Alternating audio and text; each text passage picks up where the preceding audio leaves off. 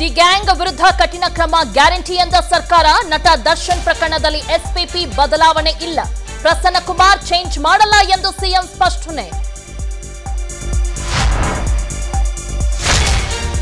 ಪವಿತ್ರ ಗೌಡ ಸೇರಿ 9 ಆರೋಪಿಗಳಿಗೆ medical test. Victoria ಆಸ್ಪತ್ರೆಯಲ್ಲಿ ವೈದ್ಯಕೀಯ ತಪಾಸಣೆ. ಮತ್ತೊಂದೆಡೆ ಪೊಲೀಸರಿಂದ ದರ್ಶನ್ ತೀವ್ರ ವಿಚಾರಣೆ.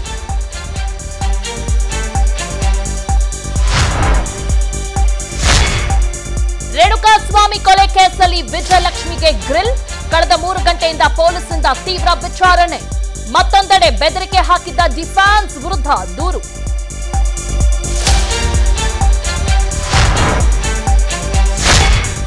ನಾನು ಎಷ್ಟೇ ದೊಡ್ಡ ನಾಯಕನಾದ್ರೂ ಚನ್ನಪಟ್ಟಣದ ಮಗ. ನನ್ನ ರಾಜಕೀಯದ ಹೊಸ ಅಧ್ಯಾಯ ಇಲ್ಲಿಂದಲೇ ಶುರು. ಬೈ ಎಲೆಕ್ಷನ್ ಅಲ್ಲಿ ಸ್ಪರ್ಧಿಸುವ ಸುಳುವು ಕೊಟ್ರ ಡಿಸಿಎಂ ಡಿಕೆಶಿ.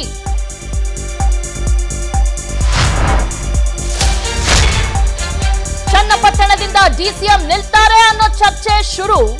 ಯಾರೇ ಅಭ್ಯರ್ಥಿ ಆದ್ರೂ ನಾವು ಎದುರಿಸಲು ಸಿದ್ಧ. ಬೆಂಗಳೂರಿನಲ್ಲಿ ಎಂಎಲ್ಸಿ ಎನ್ ರವಿಕುಮಾರ್ ಹೇಳಿಕೆ.